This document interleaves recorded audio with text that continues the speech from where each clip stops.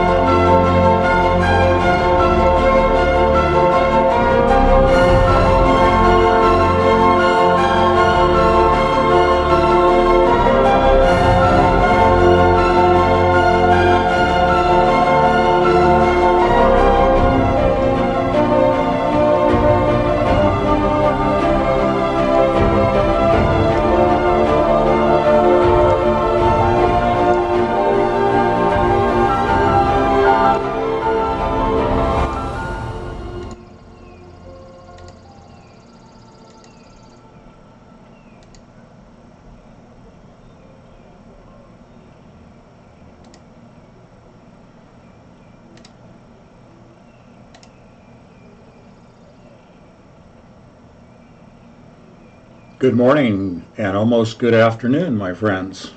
Another beautiful, blessed day here in New Hampshire. The birds are out, the sun is out.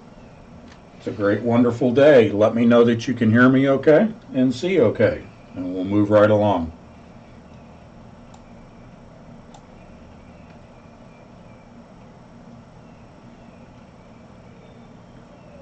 We'll see if Eileen's going to be first.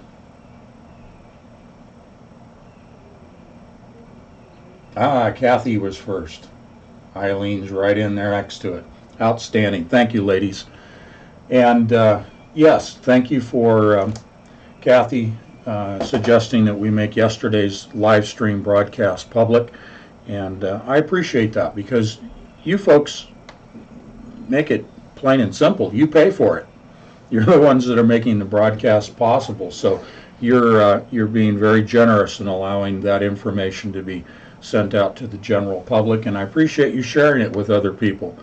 And that's the whole point. We want to get the information out there. But I'm also very cognizant, very appreciative of the fact that your hard-earned monies support these live stream broadcasts and support Entangled Magazine. So I don't really do anything with the information, with the broadcasts, other than what you request and direct me to do with it. So essentially, if one of you say that you would like to see this made broadcast, I assume that the rest don't have an objection to that, and that it's an indicator that many of you would appreciate being able to share the information freely with other people. And all you have to do is let me know.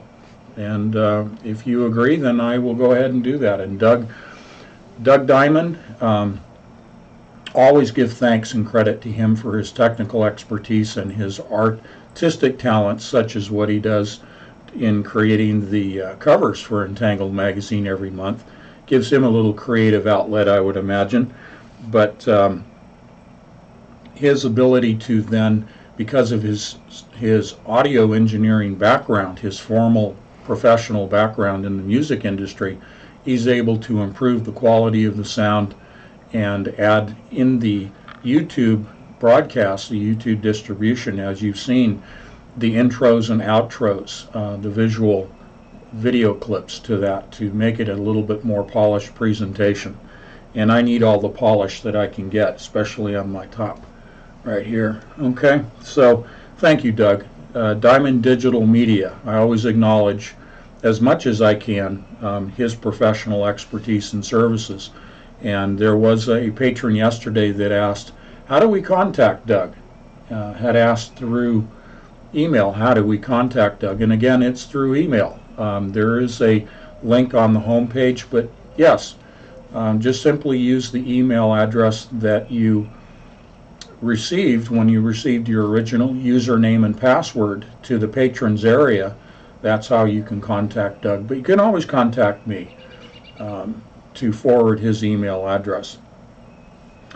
And with that note, let me go ahead and open my email and read. Doug, go ahead and post your email address in the chat room, but I'm going to read it off here so that people can hear it as soon as my email loads. It's being a little slow this morning. Here it is. Doug at Diamond Disc Audio. I think I always get the name wrong, Doug. It's kind of funny. I always say Diamond Digital Media because you have a number of monikers, if you will. But for the email, it's Doug at Diamond Disc, that's D-I-S-C, audio, all one word, diamonddiscaudio.com. For patrons who need to reach Doug, but people that are not patrons that also would like his expertise. There's my infomercial for Doug Diamond for today. But it's appropriate. You guys asked, and so I'm passing the information along. Thank you again. We have a good turnout in the chat room. Let me just acknowledge again all of you by name, if I may. And MJ, I saw your question regarding the Shroud of Turin. MJ, of course, is in here. And scanning down through here, Kathy, thank you very much. And Jonathan, as always, you're here. Thank you. Andy, welcome. It's good to see you back in here. Dave Williamson, always, oops, there's your full name. Dave, thank you. Eileen, and again, you're always here with us and helping me out on the tech side as well. Jonathan, and let me make sure I haven't missed anybody. Joyce, outstanding. I don't know if I've seen you in chat before, Joyce, so thank you. I love the wave. I appreciate that. Sheila, welcome. Yep, here we go. And Chris, very good. Good to see you back in here. And we will move right along. So I'll try to pay attention, as I always say, to chat room, but sometimes I get lost in my train of thought. And hopefully I won't get too derailed today. We were going to talk a little bit about, sort of in the classroom format, some of the nuts and bolts, AI, machine learning, deep machine learning. I may get to that at the end of the broadcast. The big picture again today, we're still flying on patch air at 30,000 feet like we did yesterday. I sent you some articles, and it's important that we cover this. This really was an area that I wanted to talk about today. That's retail closings and the impact of cryptocurrencies and blockchain upon the retail sector, and utilizing two key players in the retail, but certainly the online arena, and that is, of course, Amazon and Walmart. And I would like to discuss that today. And as the Lord always does, the timing is just phenomenal. It is interesting what comes to me, to me as patrons, in communicating through email to me. And Linda, I won't use her last name, but Linda sent me an email today about JP Morgan, and they're moving forward with their cryptocurrency, a JP Morgan crypto coin, and going full on, all in on blockchain. From 30,000 feet, this is something that we have discussed many times in previous live streams, and I have published in the pages of Entangled Magazine, and that is the forward-looking that we have done for many months, the forward-looking towards individual companies producing their own cryptocurrency. And I've put it in the context of, if you were going to Walmart, you would have a Walmart coin. Maybe it would be a Wally coin. Who knows? I've never said that before, but a Wally coin comes to mind. But you would go to Walmart, or you would conduct transactions through Amazon with their specific coin, and that's something that I have discussed probably for 18 months, maybe 2 years now, that we would look for that. We would expect that. So what we're seeing with this announcement through JP Morgan and their own crypto coin is exactly what we have been anticipating. Now, you know that JP Morgan is a huge player, and I'm going to define what they do, what scope and scale this takes on, and what its impact is. But from 30,000 feet, our big picture understanding of this is fully advancing JP Morgan into the beast system. Not that they've been apart from it, but this is building out, this is fleshing out, this is increasing the density of the beast system. The blockchain is the infrastructure of the beast system. And so this further advances the movement of the financial world being fully committed, fully involved, fully engaged in the beast system, in which ultimately, if you don't take the mark of the beast, you will not have access to. So we're seeing prophecy unfolding right here in the financial discussion that I'm going to present to you today. And I'm going to share with you the names of large retail organizations that are folding, that are closing their doors. So we see the brick and mortar shuttering closing its doors, while this massive shift outstripping the 1998-1999 movement that has been called the dot-com bubble. Now, you may recall back at that time there was this huge push to move away from brick and mortar and go completely online, or majority online, with typical retail establishments. And that kind of burst, that bubble burst. There were a lot of snake oil salesmen, if you will. There was a lot of venture capital dollars being thrown at .com because people were thinking, wow, if I don't get on board now, if I don't take advantage of this gold rush, I'm going to miss the market opportunity. And it was literally like a gold rush. It was boom and bust. It was the shuttering of businesses left and right by the year 2000. And of course, we had the Y2K phenomenon at the year 2000. And I think that was partly a symptomatic aspect of the dot-com bubble of throwing dollars down the drain. And, you know, my being 65, I have a very clear recollection of that whole experience.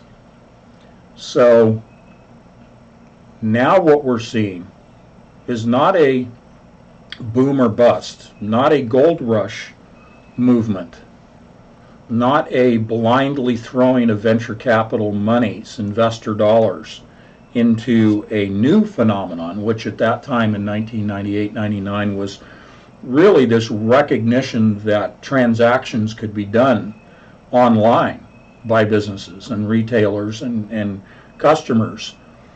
And really, the underpinning was that there was not the infrastructure in place, if you will. There wasn't the bandwidth available. You didn't have a proliferation of mobile devices as we do today, with the accompanying bandwidth to support those mobile devices.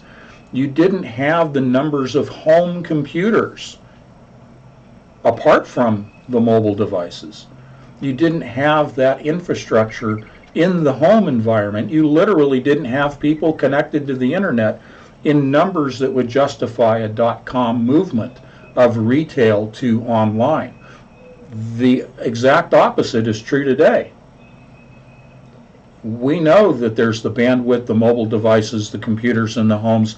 There is this complete Internet of Things that is out there, and that is augmented, that is fully formed and fleshed out now by the infrastructure of the beast system known as the blockchain. And as you know from my presentations, that what was utilized, what was employed as a mechanism for building out the blockchain has been the cryptocurrency system. That was a way to get people to build the system. Rather than forcing it on people, you enticed people through this appearance of wealth, not just wealth management, but wealth development, the mining. All of this is being borrowed from the gold rush terminology, okay? The mining of cryptocurrencies and the use of wallets in the cryptocurrency system, all of this is labeled in terms that are familiar to people so they feel comfortable with it, but they have this enticement of this picture of new wealth, new veins of gold, new nuggets of gold that they visualize through what I would consider snake oil salesmen, and I use the word snake for Christian purposes, for biblical purposes. Snake oil salesmen saying, yeah, buy these coins and they're going to exponentially increase in value and you'll be wealthy overnight. And we've seen the, again, gold rush phenomenon of boom and bust valuations, these large swings in valuation of cryptocurrencies. We've also seen a lot of swindlers in the cryptocurrency markets that have developed their own crypto coins, and they got in and they got out. Okay, bait and switch. So you see organizations like J.P. Morgan, a worldwide banking facility, and again, I'll give you the breakdown of what they're involved in just a moment, but they're viewing it as a fraudulent banking system, financial system, the cryptocurrencies. And so they stood back and stayed out of it. And rightfully so, but now they've gone in 100%. So what's taken place is what was happening in 1849 in California, and then later on in Alaska with the gold rush. You have these boom and bust situations that eventually work out many of the bait and switch guys. And the bigger players are left standing, the bigger bankers in this case. And the bigger retailers, like Amazon and Walmart. And now we're seeing that many of the big name retailers like Target, Sears, and others that I'll list for you in just a moment are falling by the wayside. And I'll give you my analysis as to why I think that they're falling by the wayside. Okay? So that's my opening monologue. Take a look in chat room, see what you guys are on about today, what's of interest. And I love, again, the fact that you guys are always exchanging information with each other, and I think that that's important as well, that you enjoy the community that you've developed in the chat room. So feel free to have your own independent dialogue while you kind of listen to me in the background. I don't have a lot of graphics today. I haven't done really any preparation in terms of graphics, and so I'm carrying over from yesterday's broadcast. I'm going to go back and utilize a scripture from yesterday. Turning off the music, of course, and go back to Psalms 82 and 83. God has taken his place in the divine council. In the midst of the gods he holds judgment. O God, do not keep silence and do not hold your peace or be still, O God, because this is applicable again to today, to today's live stream. God observes these movements towards building out the infrastructure of this beast system. This is all according to his plan. There's nothing that is happening that is beyond his purview. He's shining the light on what is going on. And that's what he has called you and I to do as Christians, to shine the light on what's going on. As I said towards the end in the live stream yesterday, you know, it is time to be bold, and it is time to challenge the church leadership privately behind closed doors if you feel more comfortable doing that, and challenge them to illustrate the things that we're talking about, not just this cryptocurrency blockchain system, but as we talked about yesterday, the Noahide laws.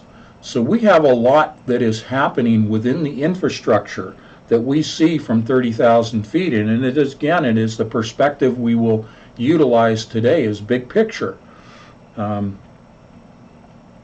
We need to share this with the leaders who are the teachers of the congregation, so that the congregations are made aware that this is a reality.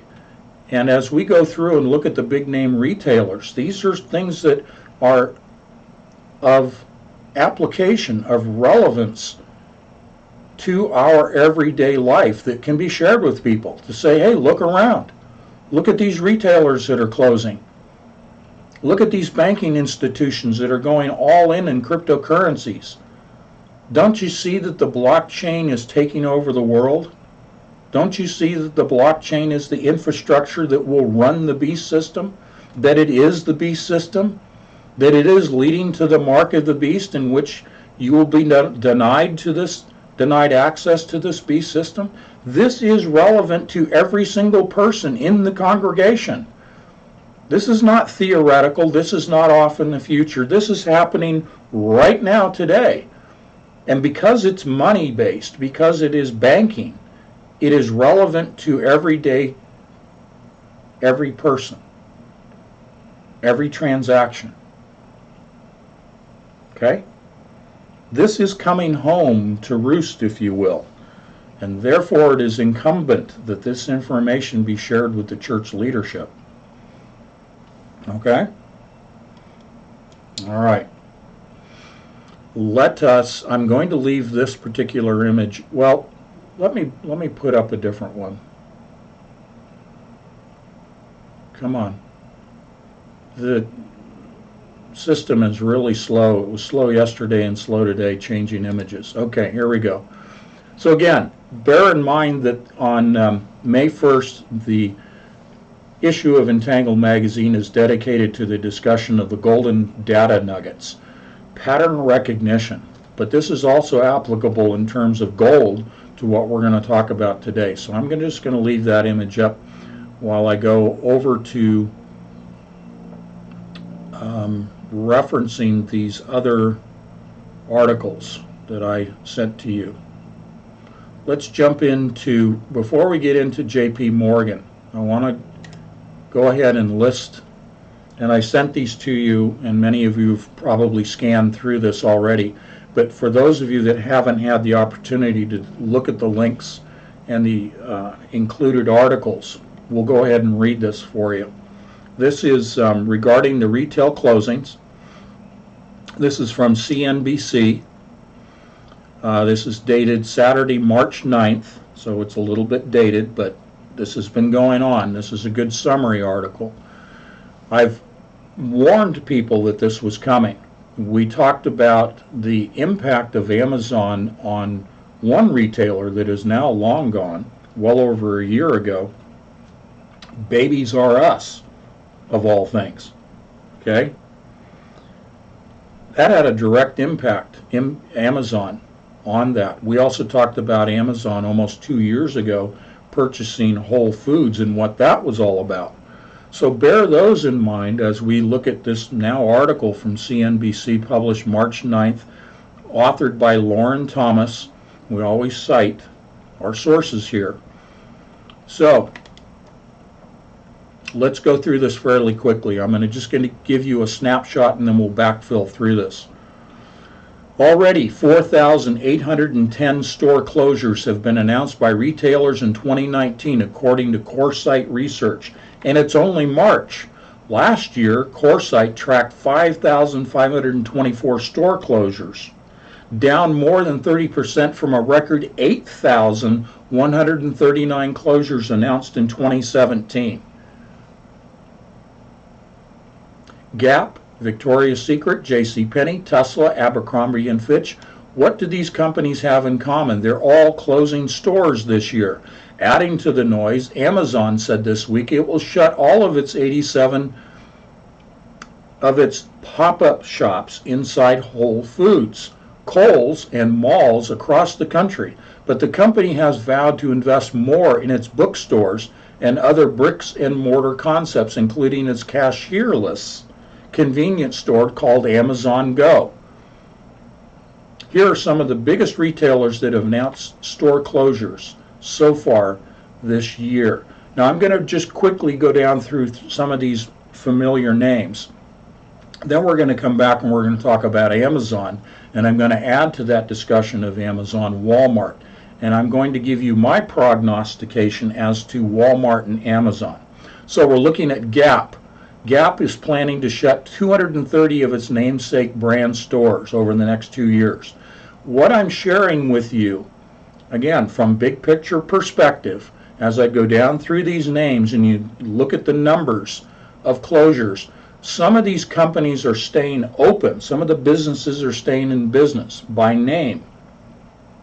But what's happening within these businesses, these individual names, is consolidation. Consolidation of their operations. They're closing their least profitable locations to consolidate into their more profitable locations. Those resources that are available to them, their cash flow, their human resources that are the most efficient, the most skillful, the most profitable of people and their remaining cash and cash flows and whatever assets they may have on their balance sheet to focus on those sectors that are profitable. Now, this is nothing new. This happens in retail all the time. There's the ebb and flow in retail. This happens over cycles in retail. But what's new here is the influence of Amazon, and to a lesser extent, and I emphasize lesser, Walmart. And again, I will give you my prognostication on those two players in just a moment. All right, continuing, Victoria's Secret. L Brands Victoria's Secret is planning to shut 53 stores this year. Abercrombie & Fitch, teen retail apparel retailer Abercrombie & Fitch said it plans to close up to 40 stores during fiscal year 2019 after closing 29 locations last year. Okay. Tesla last month, it plans to shift all of its sales online. Charlotte Russe, teen apparel retailer Charlotte Russe is liquidating and closing all of its stores after filing for bankruptcy protection about a month ago. Okay, that's at the time it was only planning to shut 94 of its stores, but now the company will be closing more than 500 locations across the country. Payless Shoe Source. Say that quickly 3 times. Shoe Source. They're going to close all of its 2,500 stores across North America. Gymboree. It's going to close all of its 800 Gymboree and Crazy 8 stores. Family Dollar. They're going to close 390 of its stores while it renovates 1,000 of its other locations. Again, a consolidation. Chico's, it's said its earnings call earlier this month that it will shut between 60 and 80 stores in fiscal 2019. They intend to close at least 250 stores in the U.S. over the next 3 years. JCPenney plans to close just 18 department stores in addition to 9 home and furnishing shops in 2019.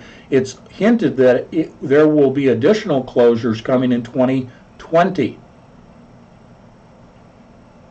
Okay, so that's a snapshot. These are big name stores. When you see something like a Penny's or a Sears wasn't mentioned to this, but they've already been closing. In fact, here in New Hampshire, we have a huge mall, what do they call it? Ladies help me, you know what I'm talking about. The high-end malls. Anyway, the point here is that when you see a large store like a Sears or a JCPenney's or even a Target in the smaller malls close, those are anchor stores, meaning that when a developer wants to build a mall, they seek out a large retailer like a Sears to anchor that development project, which will then attract smaller stores, smaller than, say, a Sears, into that mall because it's anchored by a retailer that will generate foot traffic into that mall that by spin-off, by association, the smaller retailers benefit by that foot traffic coming into Sears or a JCPenney's. So when you see the anchor stores going away, that spells death. That's the death knell to a mall and to the developer behind that mall. Now that's the immediate impact. That's the target, pardon the pun, target impact upon that mall itself. But as you know, in communities that have a large mall, a large presence of a mall, that there are surrounding businesses that benefit from the vehicle traffic. The vehicle traffic, the destination is the mall. The destination traffic that is generated to that mall has a spin-off benefit to surrounding stores like the McDonald's and the Burger Kings, which, by the way, Burger King is going bankrupt. Can you believe that? So you have gas stations and other retail establishments. And then the ripple effect, sort of your concentric circles of the pebble in the pond effect, are apartment buildings and condominiums and townhouses that surround these mall areas, because the workers in those malls and the associated outlying retail businesses, the service sector surrounding the mall itself, those employees are looking for affordable housing. So you have the affordable housing that is built up as the next concentric circle outside the mall and the retailers. Okay? Then you have the affordable single-family homes as your next ripple in the pond.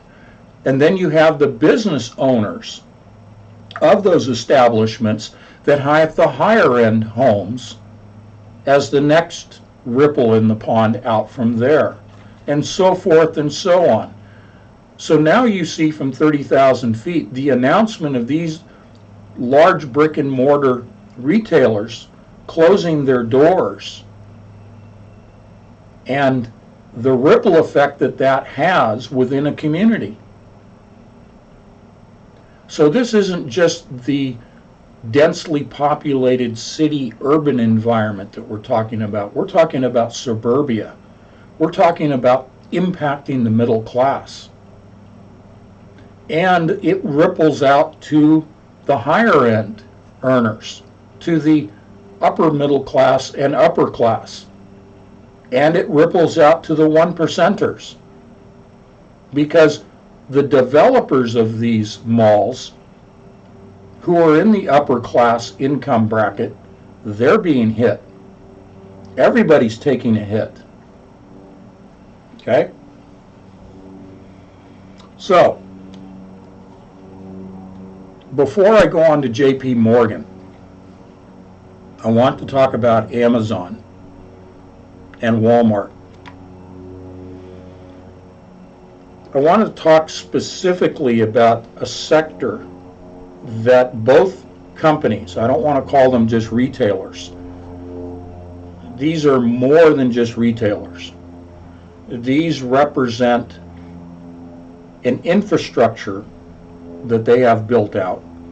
The infrastructure, if you want to look at pattern recognition, if you want to look at discovering the golden nuggets within an organization, if you want to apply our pattern recognition methodology to mine the golden nuggets that are hidden within data patterns, because this is the focus of business, this is why AI is exponentially exploding, is because businesses are trying to compete by looking at their own data and looking at the data of their competitors to discover market advantage, competitive advantage, investor advantage. This is why venture capitalists are using AI to discover market opportunities for the investment of their venture dollars. But specifically when we are looking at an Amazon and a Walmart, which by illustration today, showing you the names of these companies that are closing their brick and mortars, we have two large players standing alone in the marketplace. It's like a chessboard that we often use as an analogy from 30,000 feet. While we're flying on patch air, we have a chessboard. We're observing that there is a game afoot. And I've said in the past, when we recognize there's a game, we have to learn how to strategize and execute tactics. We have to know that it's a game. We have to know that there are rules to the game. We have to understand the rules so that we can develop a strategy and then execute our tactics on the game board. So take that analogy where we have our chessboard, observing that chessboard below us from 30,000 feet, and we see that the only players really being left on the chessboard at this game, at this point in the game, because pawns and knights and rooks have just been knocked off. The Gap, the Tesla, the Victoria's Secret, the Target stores, those are game pieces that have fallen over that have been taken off the game board. And essentially we have a king and queen standing now.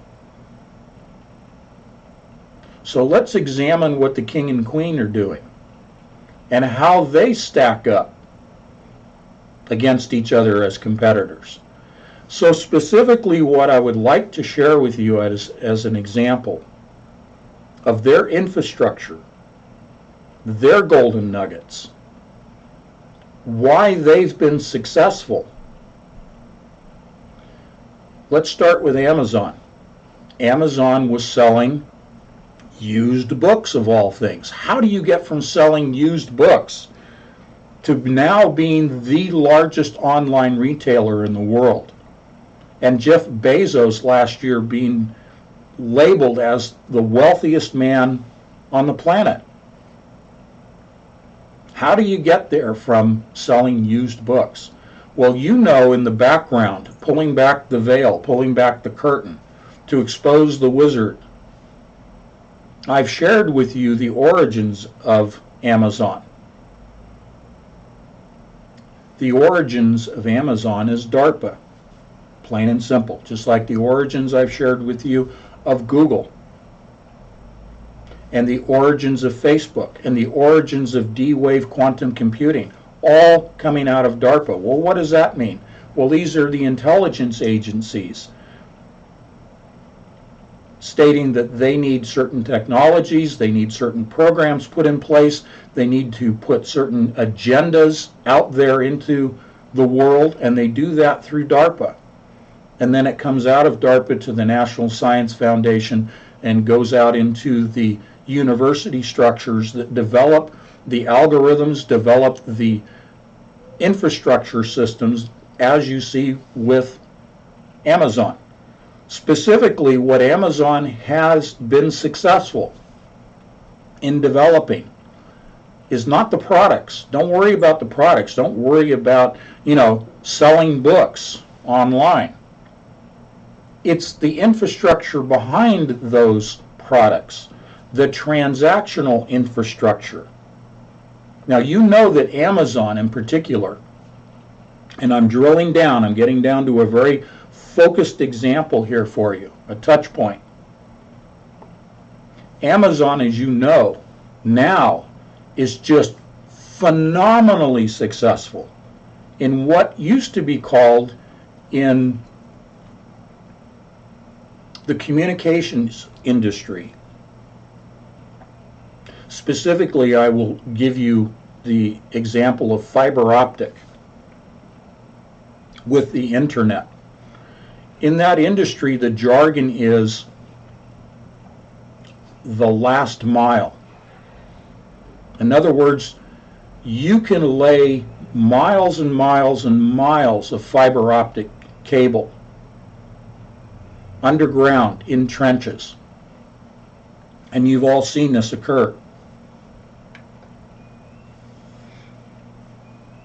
You've all seen this occur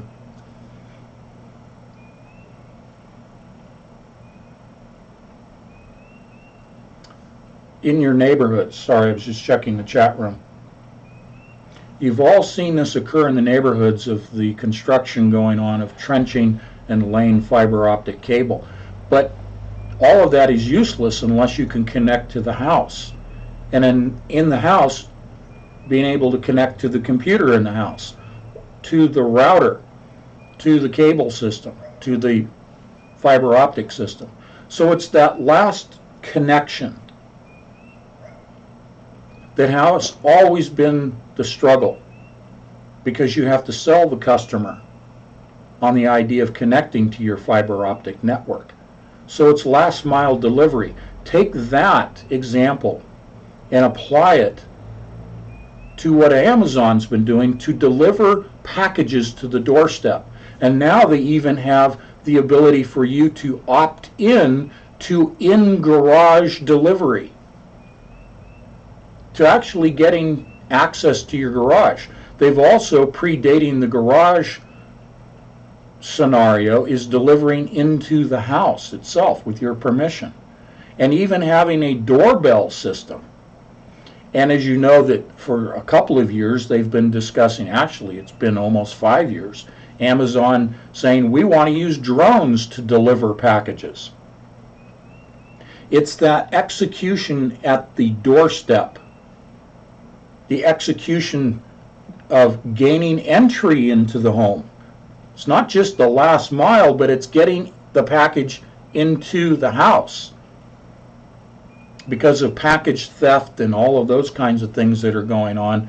They don't want to leave packages on the doorstep anymore, and rightfully so. So from 30,000 feet, we are seeing the opportunity by Amazon to execute very, very well this bigger picture label of convenience.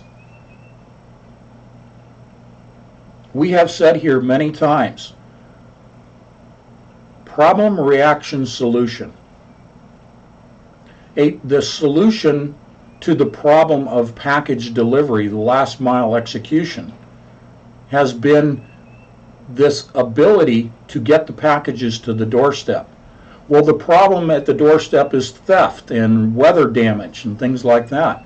Well, the solution then is, well, then we'll ask you to opt in to garage delivery or inside your house delivery. In fact, we'll make it so convenient, we'll have a doorbell system.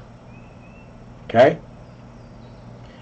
It is creating the problem, which is shutting down retail, brick and mortar. Reaction, the public saying, well, I still need to be able to buy X, Y, and Z products. Solution is Amazon steps up to the plate and says, we've nailed the infrastructure. We've nailed the last mile. We've nailed the in-home delivery in the home. And the public, not understanding from 30,000 feet what's been going on, create the problem, okay, inconvenience. Reaction, created the reaction. This is all psychological manipulation of the masses.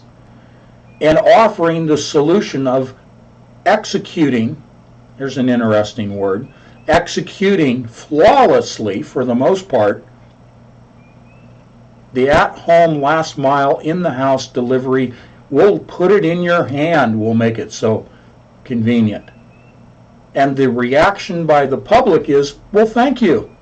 Of course I'll do business with you. Overnight delivery of anything I want. Underscore, remember, I said that back in 1999, Jeff Bezos said that his business model was to sell the world everything. We want to sell you, he said. We want to sell you everything. Is that not the beast system? If your only source, because stores are closing, is Amazon for X, Y, and Z, including food, including healthcare delivery. Okay? If you're not aware, Amazon is in the healthcare business. They want to be the single source for everything. Now, I'm going to get to JP Morgan as we move along in this. We'll talk about the financial side of this, how the financial makes this machine, this infrastructure, function. Okay? But Amazon is successful not because they sell books, but because they sell everything. And they make it super convenient. They are drawing people in. Take, again, the discussion of cryptocurrency. Drawing people in with perceived wealth, perceived security, perceived convenience. Keep that word convenience in the forefront when you look at the media coverage of things that are happening with building out the beast system. Convenience, convenience, convenience. That, going deeper below that word, is psychological manipulation. Going deeper below psychological manipulation is the fact that they are creating a single source, single transactional financial system, which results in people being trapped in a system within which they cannot escape because they will not have source to finances, they will not have source to goods and services, they will not have access to food. Think about what it meant when Amazon purchased Whole Foods. Think about what it means with Amazon getting into healthcare. That's what makes this relevant to each one of us in our everyday walk of life. Convenience, like cryptocurrencies, is building out this beast system. People don't realize that because of convenience, they're giving up their ability to go to alternative sources for goods and services and food and healthcare. Convenience is cutting out the other players. Convenience is translating to single source. Single source is the mark of the beast. Plain and simple. Okay? Let's take Walmart and pull this in. I want to give you my prognostication. Walmart, predating Amazon, and Amazon building out their infrastructure. Walmart was successful because they built their infrastructure. It wasn't so much about price, it wasn't so much about the quality of goods or any of that stuff, or great customer service. It wasn't any of that. It was supply chain. So what I'm going to describe in detail about Walmart is what Amazon copied and perfected. So what did Walmart do that was so successful? Supply chain, just-in-time delivery, relationship with suppliers, cutting out the middleman, ability because of volume to negotiate price points with suppliers, with manufacturers. Because of volume, underscore that word, volume, they could negotiate shipping costs for goods and service costs for services that they provided. Because of volume, because of economies of scale, Walmart became the dictator. They turned the tables on the manufacturers. It was no longer the manufacturers saying to the retailers, you have to accept our cost of goods. It was no longer the manufacturers determining the wholesale price point that retailers had to just take and then figure out what margin they could operate and be profitable at, the margin thus determining the retail price point that the consumer had to accept. And where you saw the traditional competition taking place at that retail price point. What Amazon was brilliant, Amazon, yes, but what Walmart was strategic in their thinking was to say, we don't need to compete solely on price point, which they could, but we are going to take it down a level and we're going to go directly and first cut out the middleman, get rid of that cost, and we are going to be more efficient in our shipping of the materials, the goods, to our stores.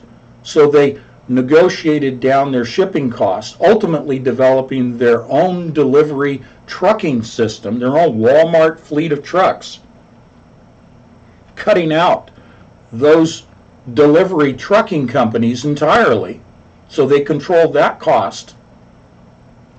Then they went to the actual manufacturers and they turned the tables, the 180 that we talk about here, and Walmart dictated to the manufacturers and said, we are only going to buy your product if it is at this wholesale price point to us. If you want the volume, you have to cut down your cost of products to us. They dictated to the manufacturers. So what I've just illustrated to you is their ability to control the entire supply chain from manufacturer, shipping, to their retail locations. And then at the retail location, being able to control the retail pricing of their products. That knocked out Kmart.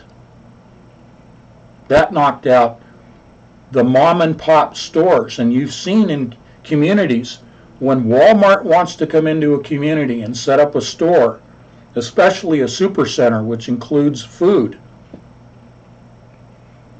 the outcry in the community that wants to support the mom and pop businesses, which would, by the presence of Walmart, knock out these mom and pops. Okay? So Walmart became the big bully. Now, many communities were able to adjust and accommodate and blend in the presence of Walmart, and smaller mom and pops either shut down or they adjusted what they were doing in terms of goods and services to adjust for that impact. And many communities actually began to welcome Walmart coming in. Again, the example of an anchor store like a Sears being the anchor for the development of a mall, because like the impact of a Walmart coming in, when malls were first being brought into communities, communities rebelled against it for the same reasons of the impact on mom and pops. Well, then communities recognized that it wasn't such a bad thing to have a mall as an anchor in the center of that pond that I illustrated to you, that then the ripple effect within the community of the benefit of a mall as an anchor for that community. Well, the same thing happened with the Walmarts in many areas, that the communities realized the benevolent impact of a Walmart and that ripple effect of the pebble in the pond.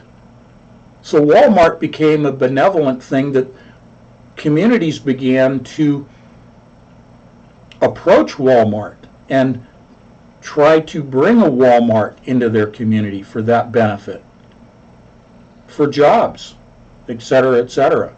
So Walmart became not this big thug, this big gorilla in town, but became this benevolent benefactor employer that helped the community at large. So you have a brick and mortar establishment established in communities, and communities welcoming and enjoying the benefit of a Walmart. Okay? But Walmart did that by the convenience factor. It became convenient to go to a Walmart supercenter and basically do all your shopping in one location. And the mom and pops became specialties. They targeted those products and services that were not available through Walmart. And so the entrepreneurial spirit produced, outside the physical location of a Walmart, produced mom and pop goods and services that were not available at Walmart. So they benefited one another. Okay? Amazon duplicated this process in terms of the infrastructure and the cost controls and the dictating to the suppliers. Okay?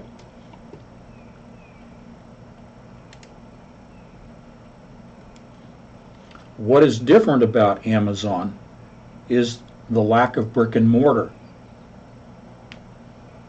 So let's look at what Amazon did in their infrastructure.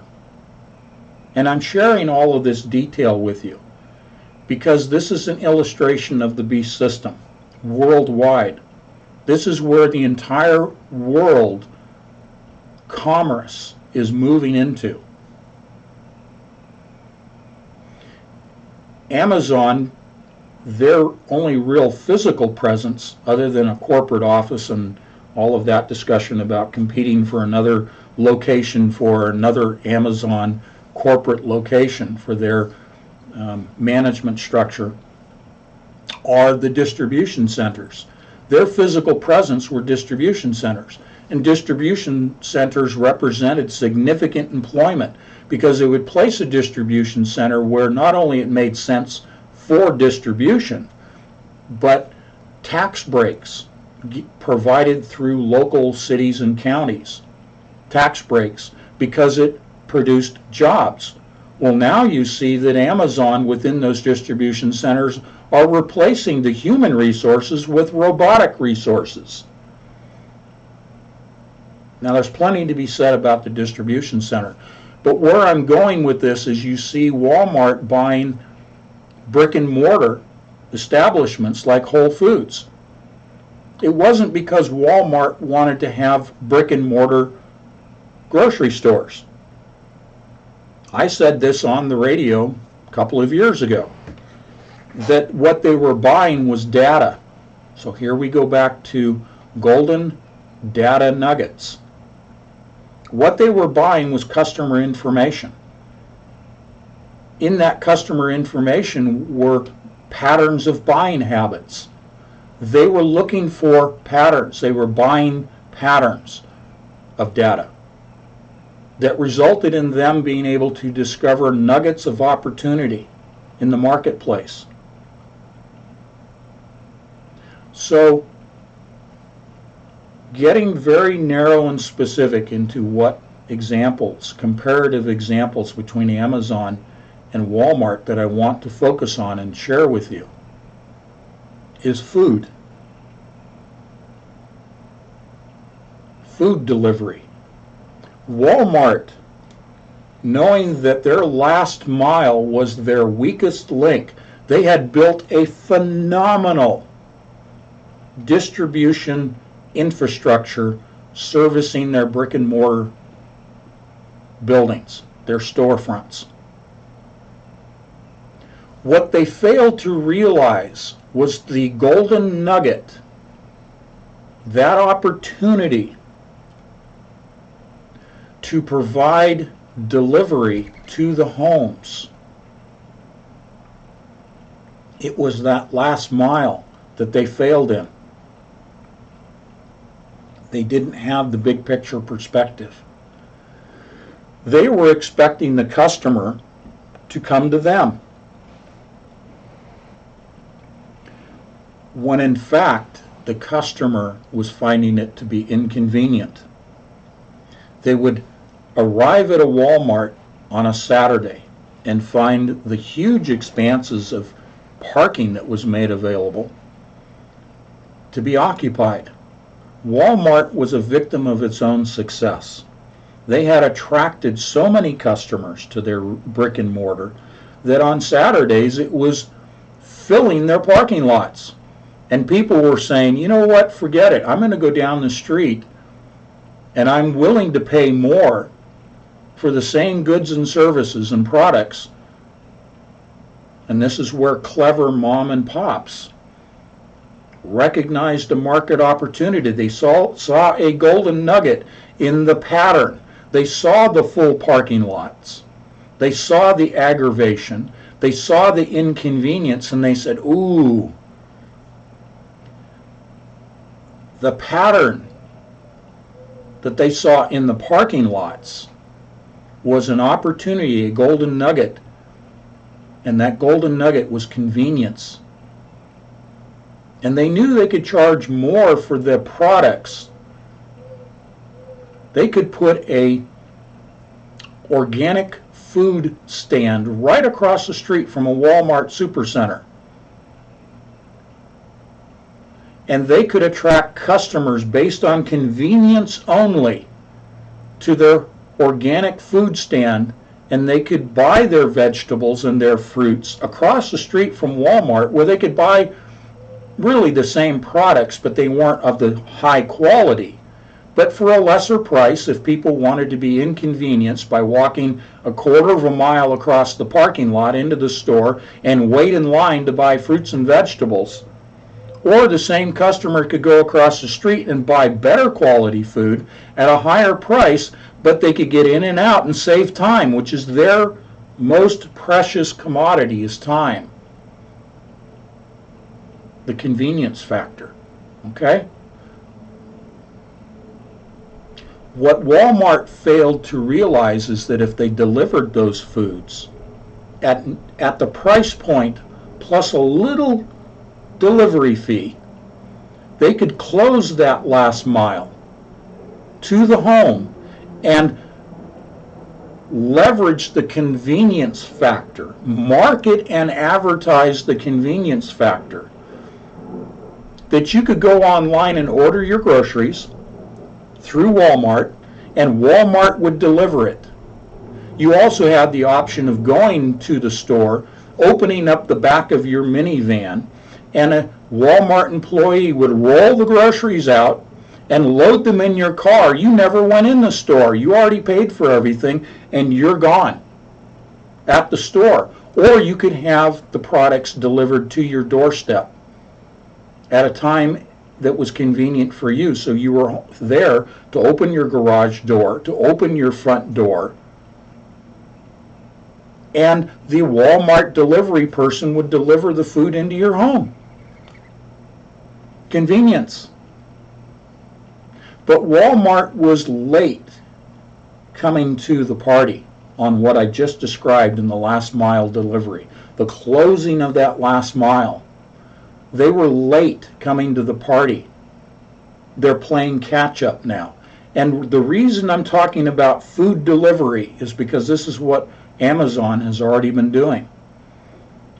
They even have the ability now, and this has been going on for a couple of years on Amazon, is automatic replenishment. For example, you use consumables like laundry detergent, toothpaste, okay? And you sign up through Amazon. Most of you know about this already. And once a month, Amazon delivers a given quantity, or once a week, if you want it, a given quantity of laundry detergent. And they automatically deduct it from your favorite bank account. Okay? That fulfillment, that last mile delivery, that super convenience of not even having to think about ordering laundry detergent, it just happens. And it's debited from your account. That's what Amazon perfected. This is where Walmart's trying to catch up. So let me get to my point of prognostication and all of this, laying it out for you. There are two things that may happen with Walmart.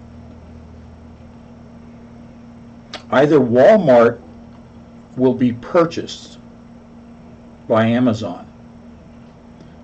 Amazon has more cash assets than any company on the planet. The only one that even comes close is Google. Let me give you a little sidebar note, a little insider information. I've shared this in the past. D-Wave. One of the first principal blue chip venture capital investors right at the beginning with D-Wave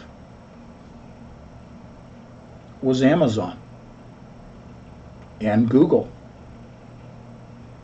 both of which have D-Wave quantum computers. Walmart didn't. To my knowledge, Walmart does not have a D-Wave quantum computer, nor was a principal blue ribbon blue chip investor in D-Wave. Walmart's, again, coming late to the party because quantum computing drives the blockchain system. Yes, there's classical computing involved in it, but when you are talking about the encryption of data as just one touch point, the encryption of data in the blockchain, that is controlled through quantum computing because it is based on the encryption of data. You've heard me talk about this before, and I've published it in the magazine. The critical point in the blockchain system is the system of encrypting the data that is driven by the encryption produced by quantum computing, plain and simple. That's just a tangent. I won't go down there. But coming late to the party on quantum computing is Walmart, just like they were late coming to the party on delivery, closing the last mile.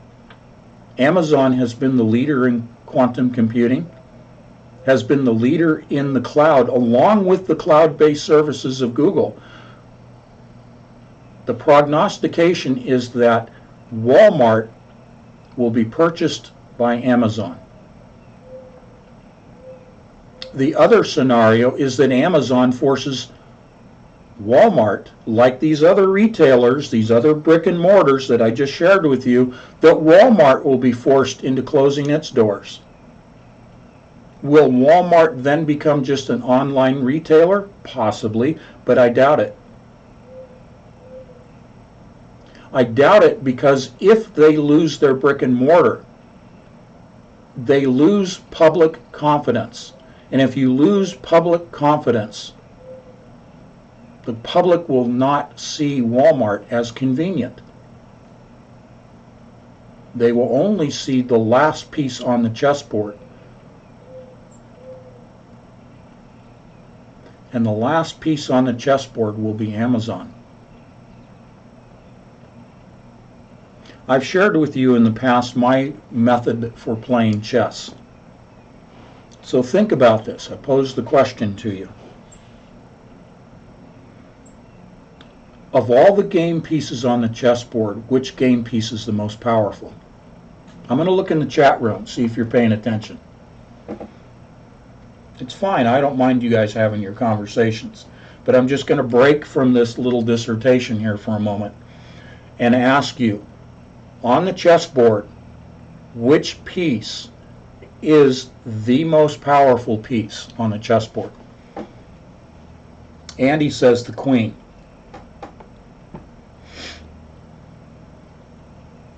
Keep going. Keep going, guys. I want to see what the other answers you are. Which piece on the chessboard? Michael says the queen. MJ says the queen. Jonathan says the queen. Absolutely. Absolutely. Because she has the greatest freedom on the board.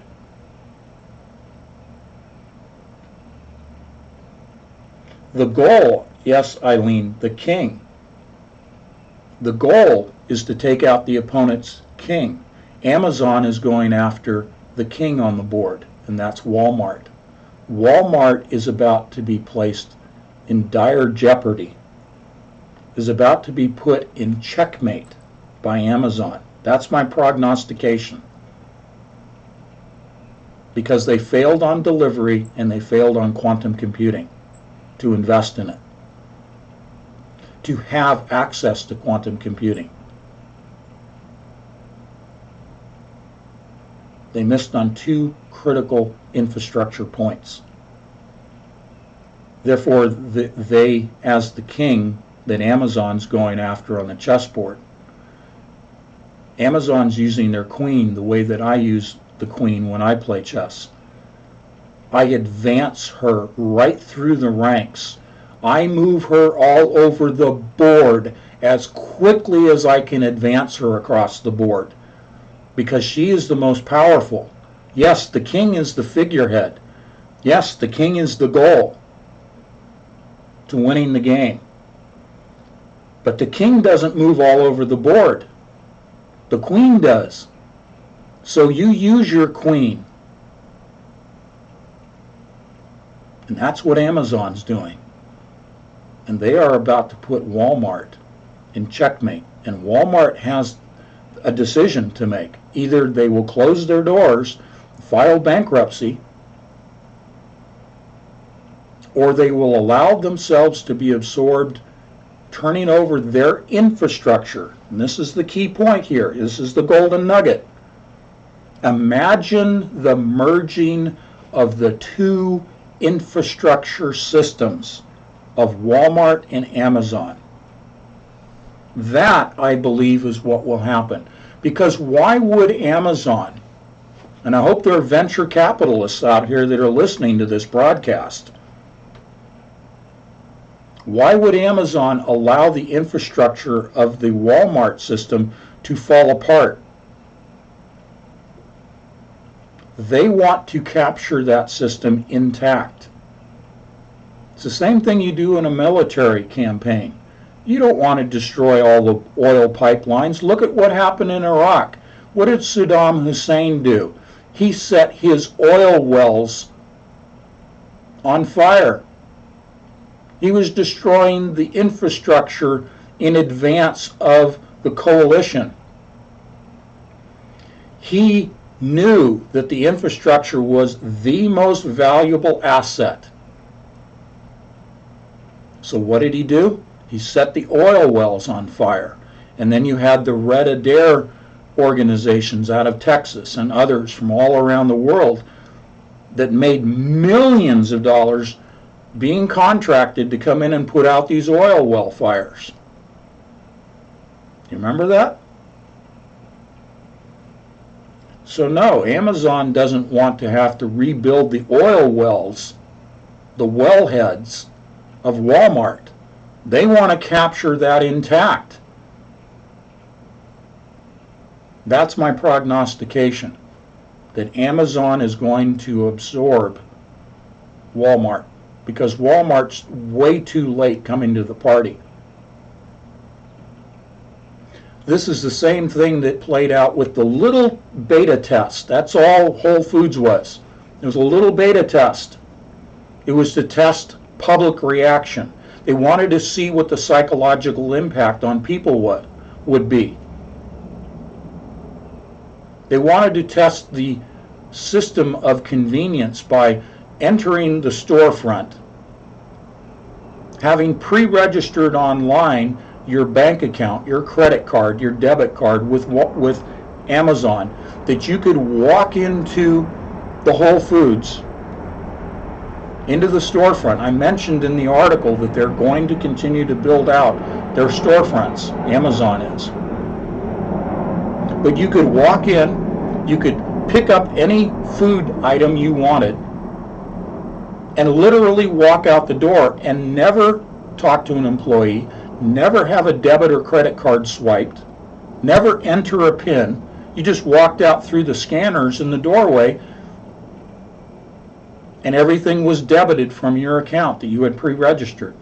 Now they have scales for the weight of products where you lift up the product off the shelf, and the shelf itself is a scale. They know the poundage of the product the produce you just picked up. They have cameras all around the store, so they observe you, pattern recognition, facial recognition. They identify you by face. They match it up to your online bank account information.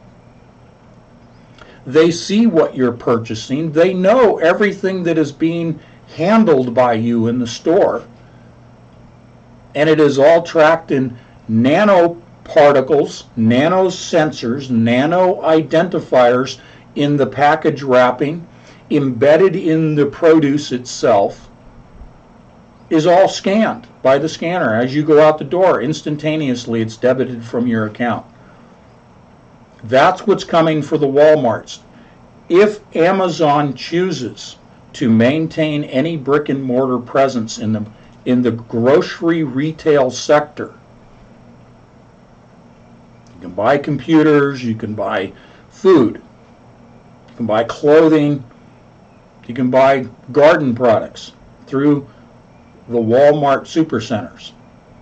Amazon wants that, and all you'll do is walk right out the door with all of your goods. You won't have cashiers. To a limited degree, there will be some physical humans in the store to assist people, but even that is going to be reduced. Remember, edge computing. Remember, the embedded sensors in the package wrapping, that all exists now. And embedded in the products themselves, the nanosensors, make all of that transactional convenience, make it happen. Because people will still want to go into a physical brick and mortar location. But there's a dramatic shift towards everything being done online. Okay? So in the near term, there will still be brick and mortar, but the long-time prognostication that I offer to you is that everything will be online, everything will be delivered, and will be super convenient. That's what they're doing to sell this whole system to the average Joe Bag of Donuts. Just thinking convenience.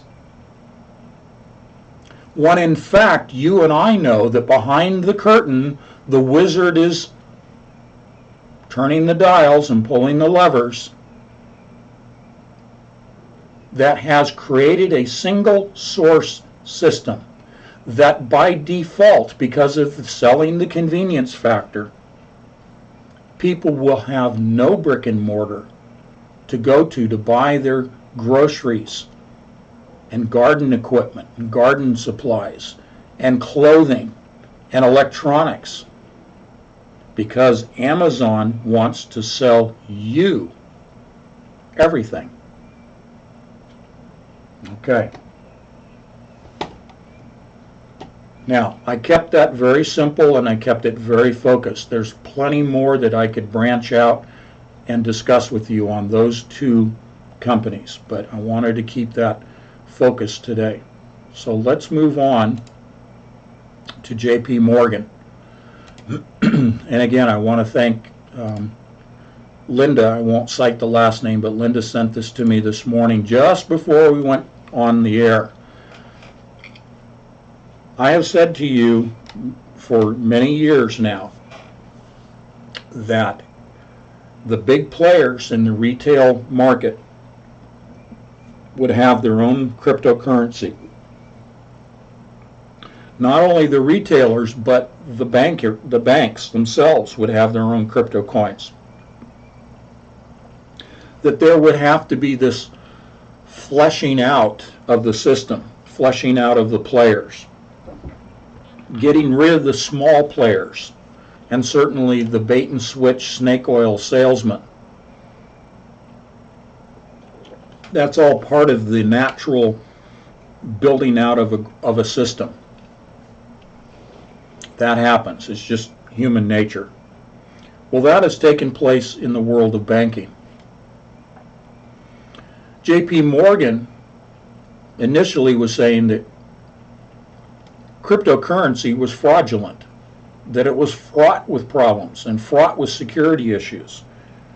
And they were right, and many others like that. My prognostication that I would like to take for a moment about cryptocurrency and apply it directly to the big elephant in the room, Amazon. I have said for many years that Walmart and Amazon would come out with their own specific branded cryptocurrency, or they would adopt Bitcoin or Ethereum, the two big players, as their cryptocurrency system. Now, right now, what the big organizations are investing in is the infrastructure of blockchain.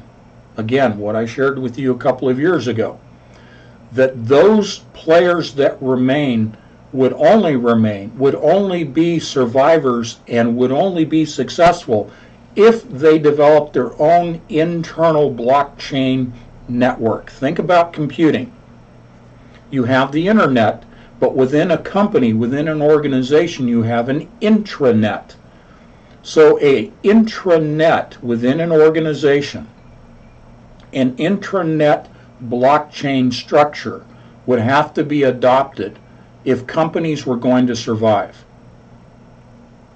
Those failing to adopt the blockchain infrastructure within their own organization in order to conduct pattern recognition, in order to mine the golden nuggets of competitive advantage and the golden nuggets of efficient internal infrastructure systems, just like Walmart did.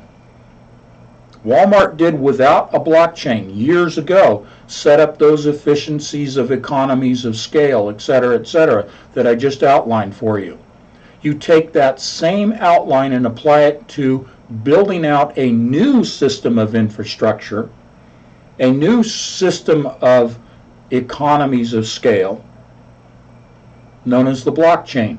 You have to do that internally as an organization if you're going to survive in the big picture beast system of the blockchain. Now, I've shared with you, I think about 2 weeks ago, specific articles that I sent to you regarding the building out of the infrastructure of blockchain within large organizations. What I'm offering to you right now, building upon that, is the cryptocurrency mechanism that makes the blockchain system functional. Obviously, you cannot have a blockchain system of data sharing that does not provide for the commerce, and the commerce therefore must have a financial structure to it. Now you have a huge player, JP Morgan, involved in that infrastructure. So let me give you a little foundational cornerstone before we get into JP Morgan itself. Let me give you the big picture from 30,000 feet of what is known as SWIFT. This is the Society for Worldwide Interbank Financial Telecommunications. This is the mechanism by which financial transactions take place. Many people associate SWIFT with it being a clearinghouse. Okay? So let me read this to you. Need to transfer money overseas? Today it is easy to walk into a bank and transfer money anywhere around the globe. But how does this happen?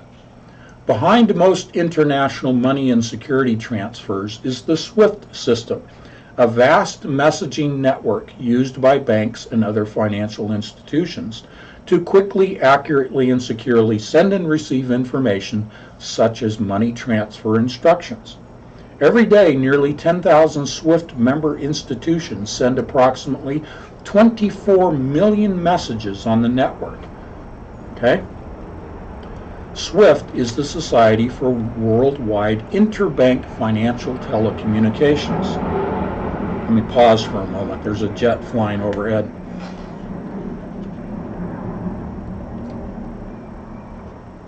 It is a messaging network that financial institutions use to securely transmit information and instructions through a standardized system of codes. Okay? Remember what I said. They're talking about codes. You have to have a system to encrypt transactions to ensure their privacy and their security. There has to be a system that people have confidence in. Convenience coupled with confidence. Okay? SWIFT assigns each financial organization a unique code. Now that's done in classical computing, but understand overlaying this is quantum computing. The heart of the secure system are codes generated through quantum computing. I've illustrated for you in the live streams I've published in the magazine the quantum internet. I think it was in February that I outlined the components of that for you. SWIFT assigns each financial organization a unique code that has either 8 characters or 11 characters. The code is interchangeably called the Bank Identifier Code, BIC, SWIFT code, SWIFT ID, or ISO 9362 code. All right. I'm not going to get into the nuts and bolts, and we're staying big picture here. I'm not going to read the rest of that stuff, okay? But let me go on with a scenario so you understand this. Assume a customer of Bank of America branch in New York wants to send money to his friend who banks at the Unicredit Banca branch in Venice. That's Italy, of course.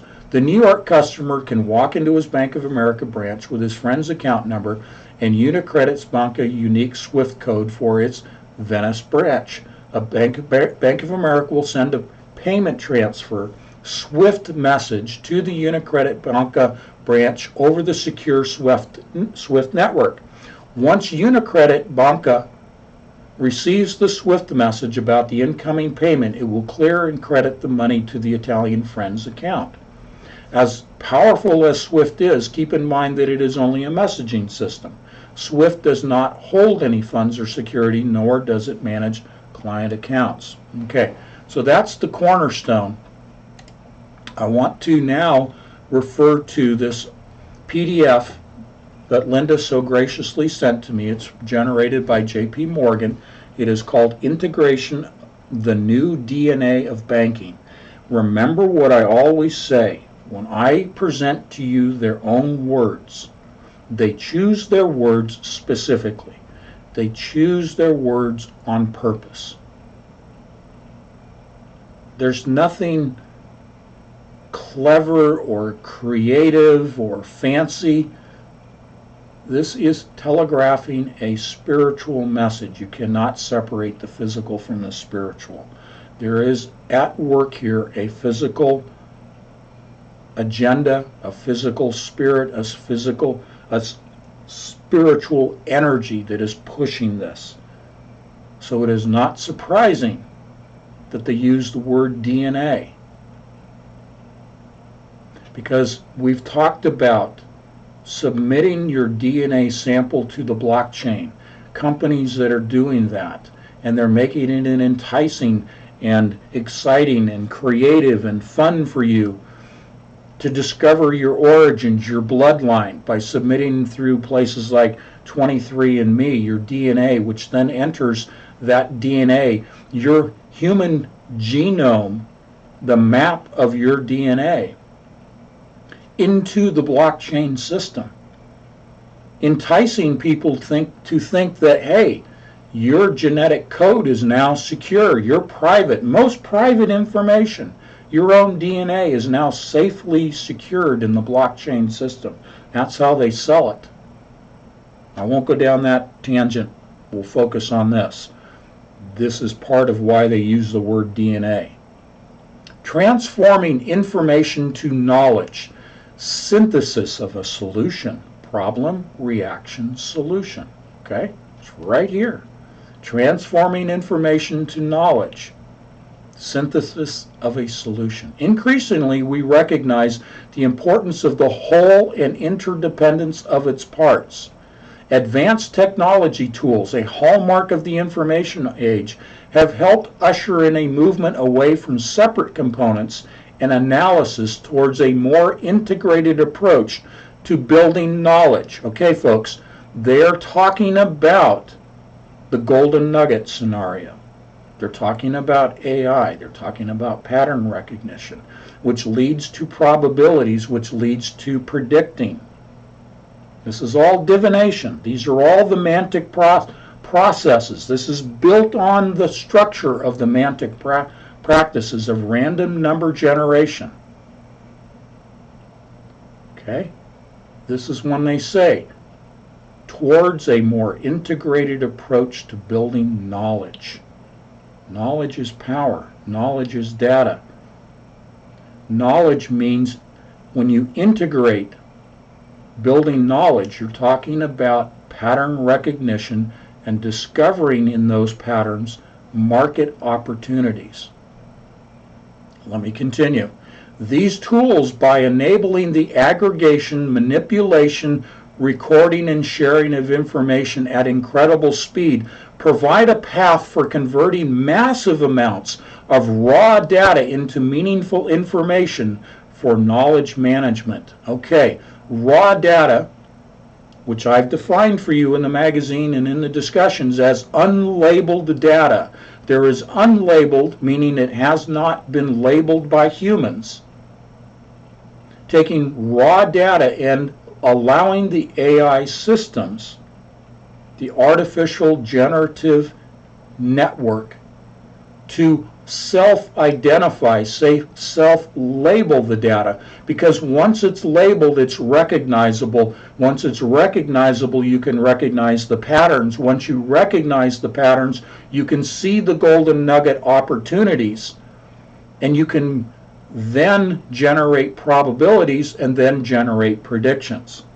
The most valuable commodity on the planet are probabilities leading to prediction. That's why I published that last month. Okay? Converting massive amounts of raw data into meaningful information. That means meaningful patterns. For knowledge management means identifying the probabilities, the market opportunities, the competitive advantage. If you're a venture capitalist listening to this, you recognize what I'm talking about here. And knowledge management in the management of your supply chain infrastructure, Amazon, Walmart, okay? I will continue here. Witness the record-breaking speed of scientific discovery on the Human Genome Project. Need I say more, folks? I just cited the reason that they use DNA in this. Scientists have amassed, decoded, and disseminated vast quantities of data in a previously inconceivable time frame.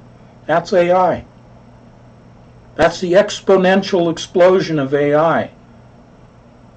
Continuing. Armed with new understanding of human genetic code, for example, scientists are working to integrate discrete data points. Those are nuggets. Discrete data points for a more holistic picture. That's big picture. That's 30,000 feet right there. That's seeing the patterns. Integrate discrete data points for a more holistic picture of the human organism. Furthermore, they are expanding this picture by integrating their own information with that of ancillary fields such as mathematics. This transformation of data into knowledge increases our ability to approach an individual from a perspective of totality. Okay? That's the beast system. That's the hive mind, the individual from a perspective of totality. That's plugging the individual in as a serf class slave into a beast system, a dictatorial system. Okay, another caption. From organisms to organizations, attending to the corporate body. They're looking at the structure of how the human body operates, and they're applying that to the corporate organizational structure. The same construct applies to today's business environment. Information technology tools propelled by e-commerce and the internet are progressively giving key decision makers the power to access, analyze, and share increasingly rich data on an enterprise-wide level. Rich data is the granularity of the data, taking the petaflops of data and making sense of it, identifying the patterns on an enterprise-wide level, seeing the vast quantities of data as vast patterns, big patterns, and then drilling down into smaller, more specific patterns that I describe as golden nuggets. Continuing. Collectively, decision makers can transform the information into an integrated understanding of their organizations as a whole and apply that knowledge to good effect. That's patterns, folks. Okay? Organizations are increasingly able to translate the vast amount of data into accessible data into actionable information for organizational improvements and the realization of growth potential at an enterprise-wide level. This is what Walmart's failing to do because they're not integrating quantum computing and that level at the quantum level of AI. They're not integrating into their system. Amazon, however, is. Remember, Amazon from the beginning of D-Wave has always had a quantum computer. Imagine their ability to discover patterns, to recognize golden nugget opportunities of market advantage in their infrastructure, design, and operation, their economies of scale, and they're dictating, okay? Dictating now, this came out about 2 months ago, dictating to those people who are running mom and pop business fronts in Amazon. You know that there are individual businesses, small, tiny little businesses, and large businesses that have a storefront presence on Amazon. 2 months ago, they did an about face. They did a 180 on those people. Those small operations and large that were an integral part of the success that Amazon is experiencing today, they've turned on their own. And they are now, just like Walmart did, in dictating the wholesale price point to manufacturers, to suppliers of Walmart. Walmart did an about face on those suppliers that helped Walmart become successful, did an about face and said, no, we're going to dictate the terms. Amazon's doing the same thing to those businesses that have a storefront presence on Amazon, in the Amazon marketplace. And now Amazon is dictating the terms, and I'll be specific here, they're now dictating the margins, the profit margins. In other words, Amazon's take on every single transaction in that mom and pop storefront on Amazon, Amazon is now taking a bigger bite out of that margin. They're killing their own. Okay? Why would they do that? Because they don't want anybody else participating as a source for goods and services. They're squeezing their own people that made them successful, because in the long term picture, Amazon knows, by way of quantum computing, by way of their internal blockchain infrastructure that manages their infrastructure, their supply chain, their ability to deliver to the last mile into the hands of the customer by way of super convenience with overnight delivery and same-day delivery. Because of that, they can squeeze the little guys that help make them what they are today. Because their long-term picture, Walmart knows they will be ultimately successful in achieving their goal of selling you everything, because they will become the only place you can obtain goods and services. So they're willing in the short term to squeeze out and virtually eliminate these small mom and pops, just like Walmart did. The problem here is that, unlike Walmart then realizing that across the street, the little mom and pops filling in the gaps of goods and services that are not offered by Walmart, those mom and pops that did flourish around the Walmarts and the communities, that won't happen with Amazon. You will not see a gap in goods and services. This long-term picture of Amazon is single sourcing through Amazon, everything. They want to sell you everything. That's what's different. And the ability to achieve that long-term vision is the blockchain system. And the mechanism of that is the financial system and the control of that financial system.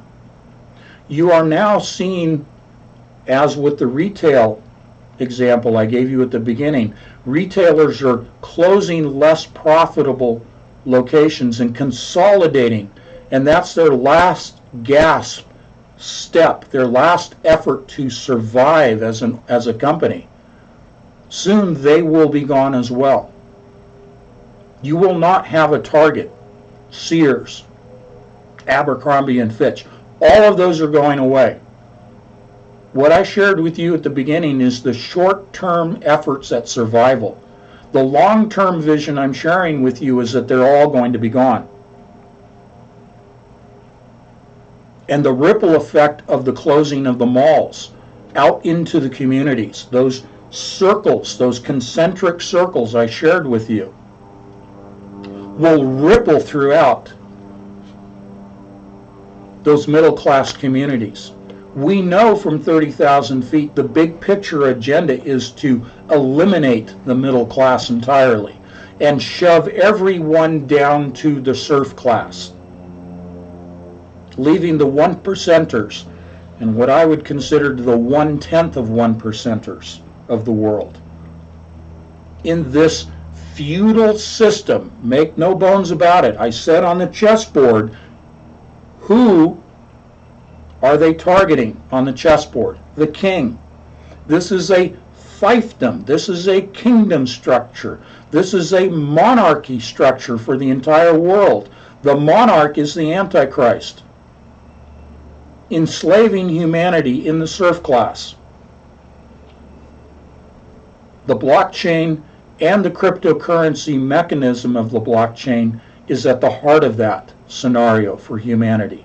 This is restructuring the human race. Forget about socialism, forget about communism, forget about all of those, because what is left is a single fascist dictatorship monarchy structure. And Amazon is facilitating that.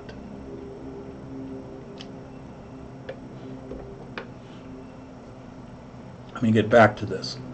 Vast amounts of accessible data into actionable information for organizational improvements and the realization of growth potential at an enterprise level. They are developing a holistic approach to supply chain management by synthesizing information from internal departments, customers, and suppliers to act on a sophisticated understanding of how each impacts the other and the firm as a whole. This underscores that now, more than ever, there is a closer relationship to better manage and grow their commercial activity. Treasurers and other key decision makers like credit and operations managers can make coordinated decisions that improve efficiency, remove business barriers, improve customer relationships, and sustain competitive advantage. Information serves as the glue to increased coordination, enabling treasurers to more accurately forecast cash flow and make better funding and investment decisions to optimize working capital efficiency. Okay, the next banner here. Banking on integrated solutions from financial institutions. Just as scientists are turning to interconnected fields like mathematics to assist in the integration process, so too are companies looking to their banking partners to offer an integrated approach, says Steve Wilder, regional executive for Treasury Services of J.P. Morgan. Quote, clients tell us they need an end-to-end solution that provides integration on every level within a set of related products between distinct lines of business and across their relationship with us and other banks. As a result, we have built our entire approach to solutions delivery around the concept of integration. Again, let me underscore the word convenience. J.P. Morgan's strategy exemplifies how developing an integrated approach to solutions delivery can best support a company's efforts to optimize business management locally, regionally, and globally. The firm works closely with its customers to understand their specific requirements within the context of varying market conditions and regulatory requirements, and even multiple bank providers, and craft, okay, the science of the craft, that's geomancy, okay, the science of the sand, it's a craft, but technology, techne, is the science of the craft. Technology in the Greek, techne, is the science of the craft. Okay, these words are sprinkled in here, folks. And craft a whole solution. Their solutions flexibly bring together discrete yet interrelated parts, from operating services to liquidity management and customer service, to seamlessly serve clients. When they say seamlessly, they're talking blockchain. When they talk blockchain and seamlessly, they're also saying it is single source. It is a one-player system. This is what they're pulling the banks into. This is what they're pulling businesses into. A single service, a single system, a single source. That's the B system. I won't go too much further into reading this. You can read the balance of the article yourself. I encourage you to read the balance of this article. I don't want to just read to you today, okay? Electronic banking as the technology tool for exchanging information serves as a vital link.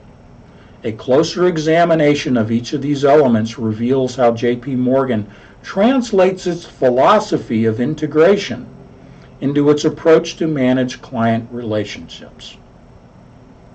Okay, they go on to talk about connecting cash management capabilities, why liquidity is key. They say that clients should look for a provider who can offer concentration tools for sweeping and pooling in a single and or multiple locations. Let me break that statement down.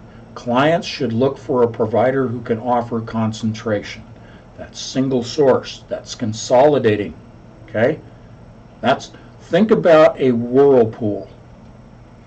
A whirlpool sucks in everything. Forget about the black hole stuff they talk about. Let's talk about a whirlpool. Okay?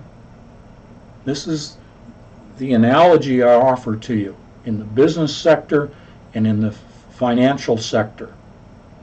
The blockchain and cryptocurrency is sucking everything in and down into this whirlpool, because they even say here tools for sweeping and pooling in a single and or multiple locations.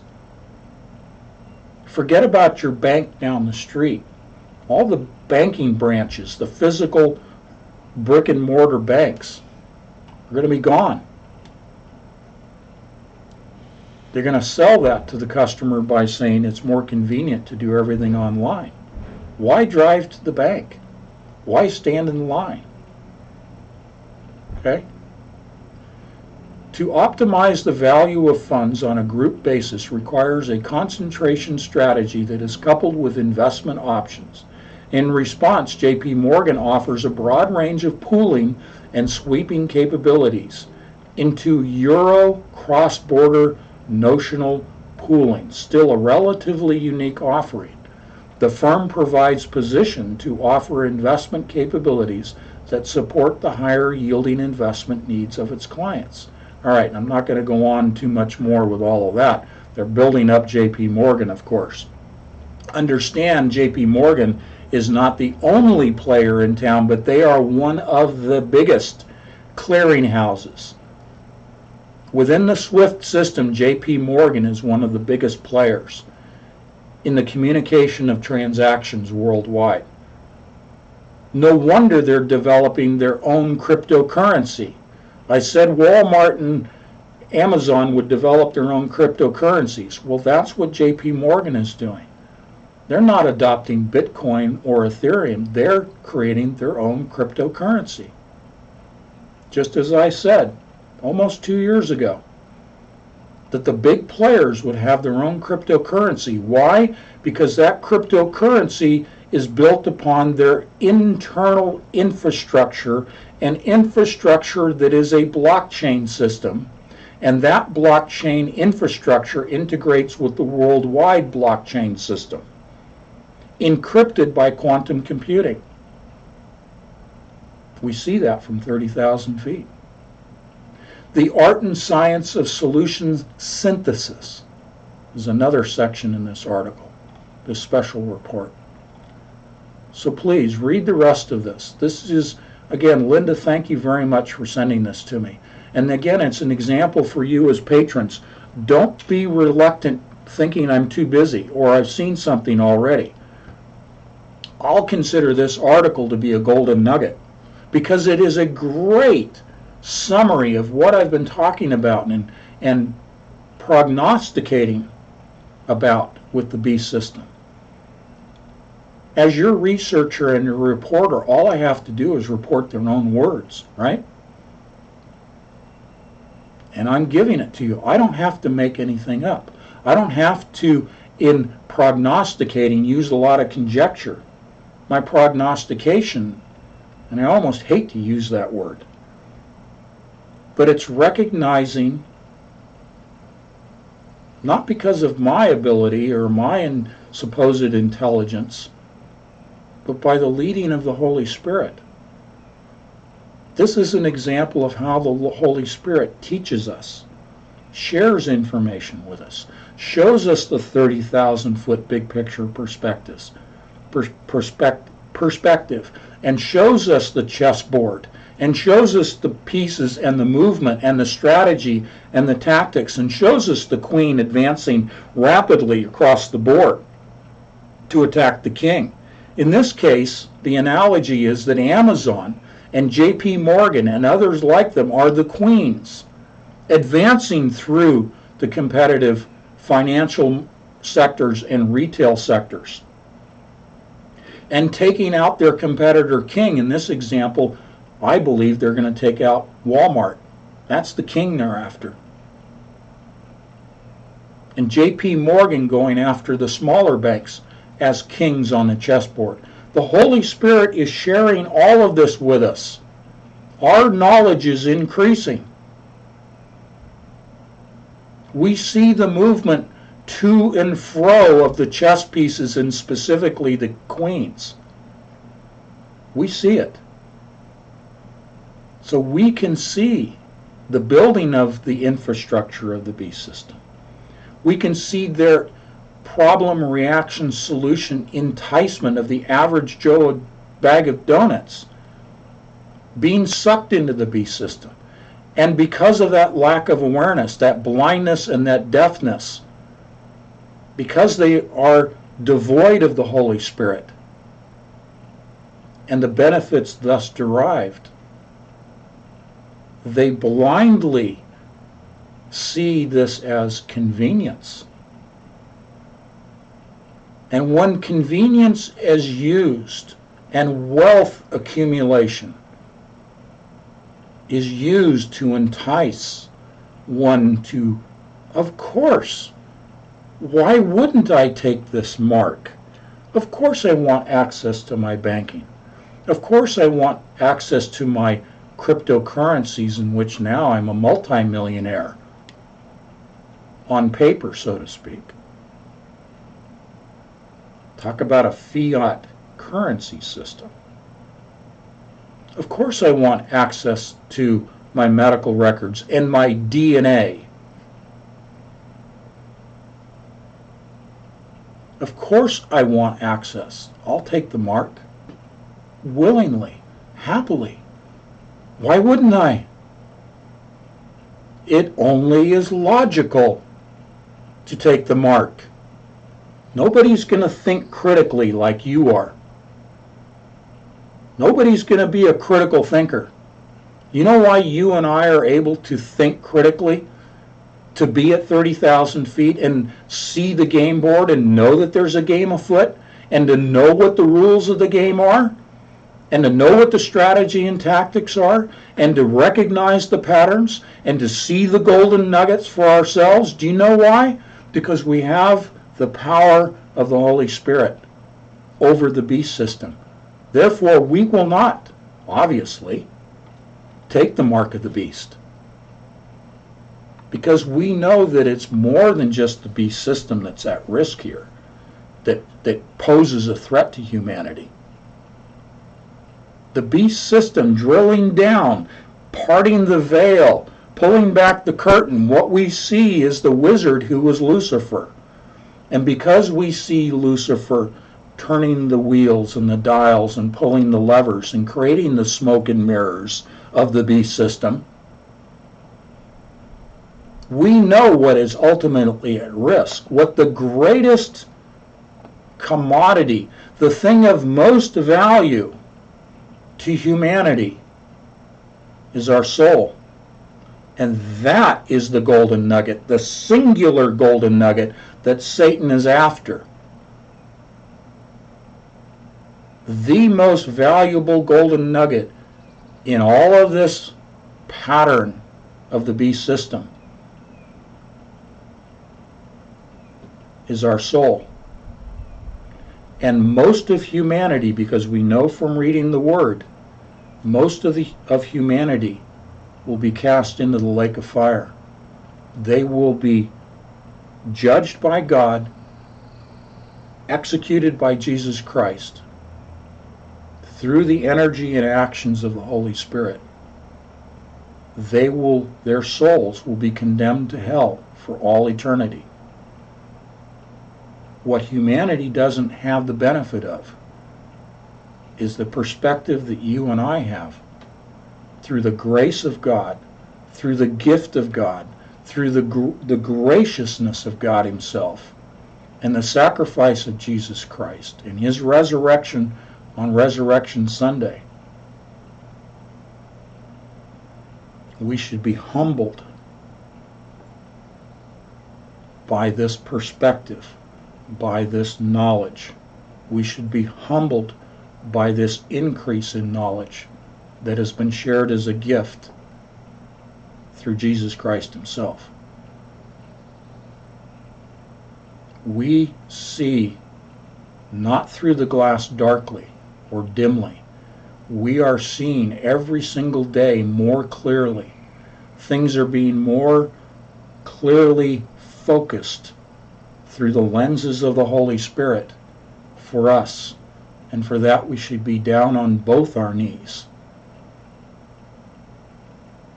in thankfulness, in gratitude, in humbleness before our Creator for having blessed us and justified us through the blood of Jesus Christ. Most of the world doesn't know what you know. Share it. Share it with others. I want to thank you for joining me today in this conversation. I hope that you will read the information that I shared with you. And again, thank you, Linda, for sharing it with me and with the group.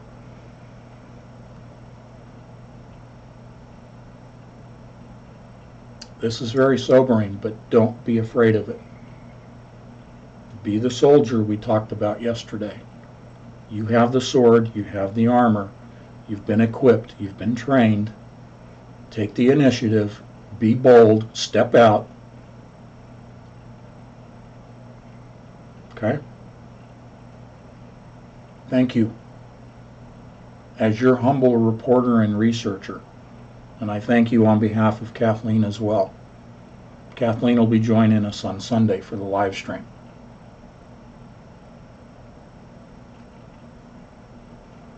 I truly feel humbled speaking with you. I mean that sincerely. You give up your time to listen to me and to read the information I send. And I thank you. Time is an extremely precious commodity to us. And I thank you for your time. I just want to say God bless you and thank you and have a wonderful, blessed day. We'll talk to you on Sunday, Lord willing. Bye-bye.